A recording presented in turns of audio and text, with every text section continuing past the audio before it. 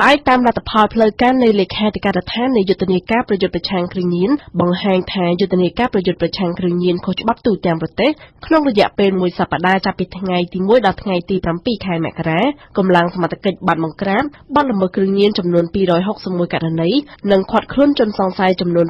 652នាក់ដែលឡែកនៅថ្ងៃទី8ខែមករាតែមួយថ្ងៃប៉ុណ្ណោះអាជ្ញាធរបង្ក្រាបបទល្មើសគ្រឿងញៀនបាន23ករណីឃាត់ខ្លួន81នាក់ស្រី3នាក់នៅក្នុងនោះករណីជួញដូរគ្រឿងញៀន12ករណីឃាត់ខ្លួន46នាក់និងករណីប្រើប្រាស់គ្រឿងញៀន13ករណីឃាត់ខ្លួន36នាក់ភាពជោគជ័យនៃការបង្ក្រាបបទល្មើសគ្រឿងញៀននៅដើមឆ្នាំ2017នេះត្រូវបានលោកមាសវិរិទ្ធអគ្គលេខាធិការនៃអាជ្ញាធរជាតិប្រយុទ្ធប្រឆាំងគ្រឿងញៀនអះអាងថាដោយសារតែពលរដ្ឋនិងអាជ្ញាធរគៀកស្មារគ្នាបង្ក្រាបបទល្មើសគ្រឿងញៀនហើយម្យ៉ាងទៀតមានបញ្ជាដាច់ណាត់ពីថ្នាក់លើបន្ថែមពីលើនេះពលរដ្ឋមានភាពក្លាហានជាងមុននៅក្នុងការរាយការណ៍ពីបទល្មើសគ្រឿងញៀន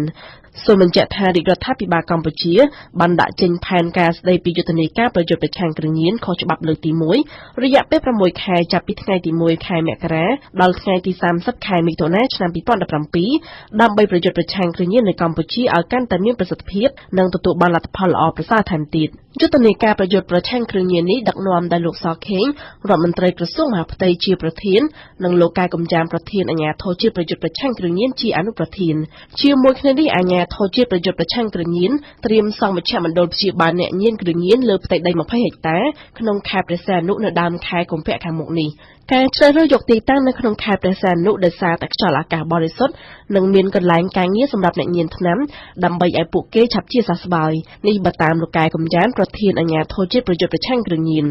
លោកបញ្ជាក់ថាបច្ចុប្បន្នមជ្ឈមណ្ឌលព្យាបាលអ្នកញៀនគ្រឿងញៀនរដ្ឋចំនួន10កន្លែងនិងឯកជន3កន្លែងមិនអាចផ្ទុកអ្នកញៀនថ្នាំគ្រប់គ្រាន់នោះទេខណៈដែលអាជ្ញាធរត្រៀមចាប់ខ្លួនអ្នកប្រើប្រាស់គ្រឿងញៀនធ្ងន់ធ្ងរជាង5000នាក់ក្នុងចំណោមអ្នកប្រើប្រាស់គ្រឿងញៀនជាង10000នាក់នៅទូទាំងប្រទេសដើម្បីនាំខ្លួនពួកគេចូលមជ្ឈមណ្ឌលកែប្រែបន្សាបសារធាតុញៀន